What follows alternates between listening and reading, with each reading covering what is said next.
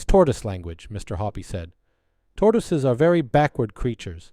Therefore they can only understand words that are written backwards. That's obvious, isn't it? I suppose so, Mrs. Silver said, bewildered. Esio Trot is simply tortoise spelled backwards, Mr. Hoppy said. Look at it. So it is, Mrs. Silver said. Tortoise, tortoise. Get bigger, bigger. Come on, tortoise. Grow up, puff up, shoot up, spring up, blow up, swell up. Gorge, guzzle, stuff. Gulp. Put on fat, tortoise. Put on fat. Get on, gobble food. Mrs. Silver examined the magic words on the paper more closely. I guess you're right, she said. How clever! But there's an awful lot of poos in it. Are they something special? Poo is a very strong word in any language, Mr. Hoppy said, especially with tortoises. Now what you have to do, Mrs. Silver, is hold Alfie up to your face and whisper these words to him 3 times a day, morning, noon, and night. Let me hear you practice them. Very slowly and stumbling a little over the strange words, Mrs. Silver read the whole message out loud in tortoise language. Not bad, Mr. Hoppy said, but try to get a little more expression into it when you say it to Alfie. If you do it properly, I'll bet you anything you like that in a few months' time he'll be twice as big as he is now. I'll try it, Mrs. Silver said. I'll try anything. Of course I will. But I can't believe it'll work. You wait and see, Mr. Hoppy said, smiling at her. Back in his flat, Mr. Hoppy was simply quivering all over with excitement. Your slave for life, he kept repeating to himself. What bliss! But there was a lot of work to be done before that happened. The only furniture in Mr. Hoppy's small living room was a table and 2 chairs. These he moved into his bedroom. Then he went out and bought a sheet of thick canvas and spread it over the entire living room floor to protect his carpet. Next, he got out the telephone book and wrote down the address of every pet shop in the city. There were 14 of them altogether. It took him 2 days to visit each pet shop and choose his tortoises. He wanted a great many, at least 100, perhaps more, and he had to choose them very carefully. To you and me, there is not much difference between one tortoise and another. They differ only in their size and in the color of their shells. Alfie had a darkish shell, so Mr. Hoppy chose only the darker shelled tortoises for his great collection. Size, of course, was everything. Mr. Hoppy chose all sorts of different sizes, some weighing only slightly more than Alfie's 13 ounces, others a great deal more, but he didn't want any that weighed less. Feed them cabbage leaves, the pet shop owners told him. That's all they'll need, and a bowl of water. When he had finished, Mr. Hoppy, in his enthusiasm, had bought no less than 140 tortoises, and he carried them home in baskets, 10 or 15 at a time. He had to make a lot of trips, and he was quite exhausted at the end of it all, but it was worth it. Boy, was it worth it! And what an amazing sight his living room was when they were all in there together.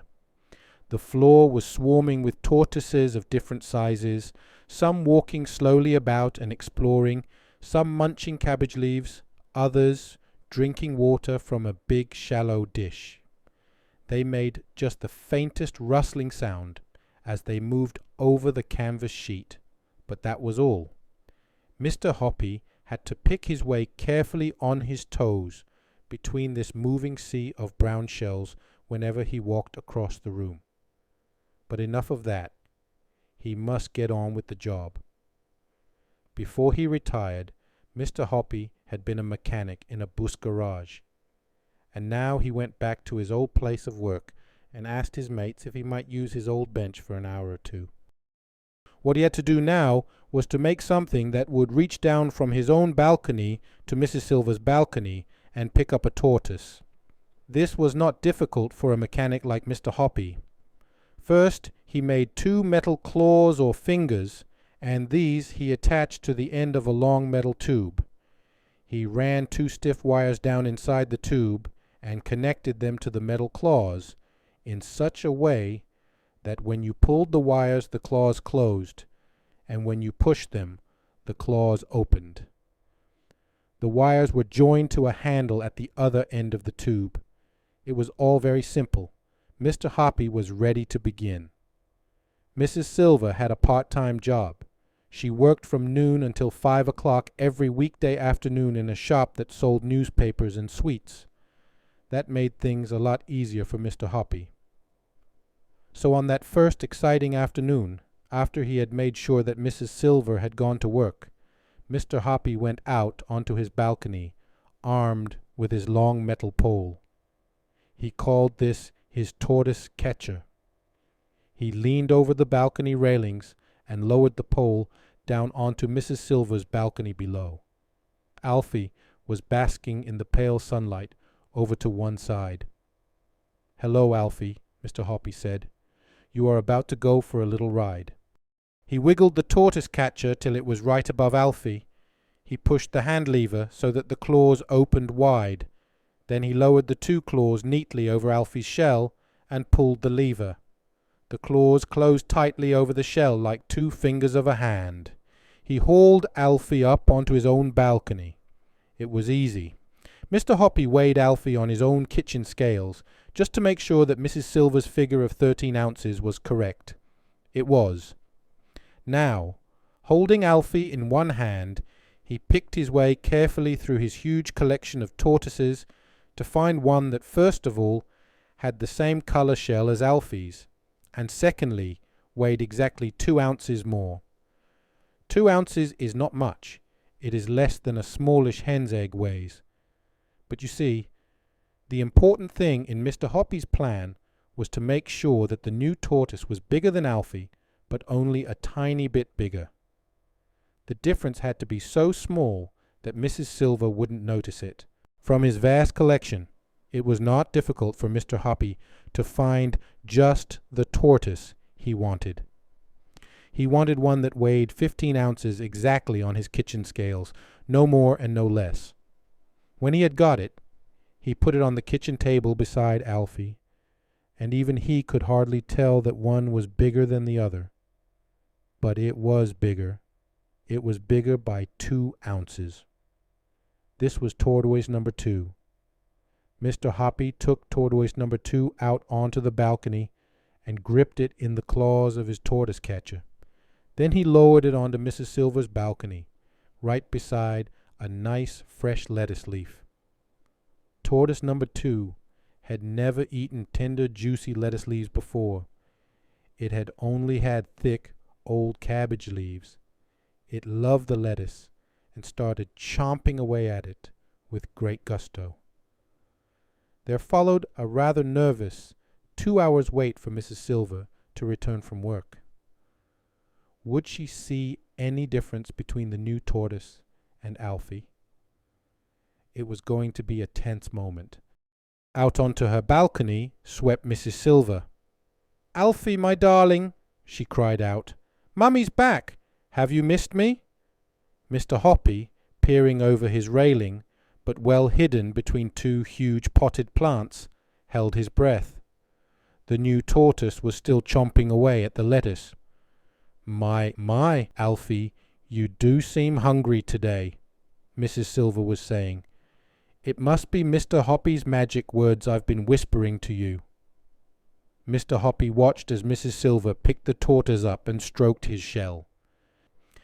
Then she fished Mr. Hoppy's piece of paper out of her pocket, and holding the tortoise very close to her face, she whispered, reading from the paper. Esio Trot, Teg regib, Emok no, Esio Trot, Worg pu, Fe fup pu, Tuus pu, Gnirps pu, Volb pu, Leus pu, Igrog, Elzog, Foots, Plug, Tup no taf, Esio Trot, Tup no taf, Tegno, Elbogdof. Mr. Hoppy popped his head out of the foliage and called out, "Good evening, Mrs. Silver. How is Alfie tonight?" "Oh, he's lovely," Mrs. Silver said, looking up and beaming, "and he's developing such an appetite. I've never seen him eat like this before. It must be the magic words." "You never know," Mr. Hoppy said darkly. "You never know." Mr. Hoppy waited 7 whole days before he made his next move. On the afternoon of the 7th day, when Mrs. Silver was at work, he lifted tortoise number 2 from the balcony below and brought it into his living room.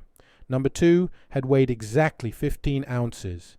He must now find one that weighed exactly 17 ounces, 2 ounces more. From his enormous collection, he easily found a 17-ounce tortoise, and once again he made sure the shells matched in color. Then he lowered tortoise number 3 onto Mrs. Silver's balcony. As you will have guessed by now, Mr. Hoppy's secret was a very simple one. If a creature grows slowly enough, I mean very, very slowly indeed, then you'll never notice that it has grown at all, especially if you see it every day. It's the same with children. They are actually growing taller every week, but their mothers never notice it until they grow out of their clothes. Slowly does it, Mr. Hoppy told himself. Don't hurry it.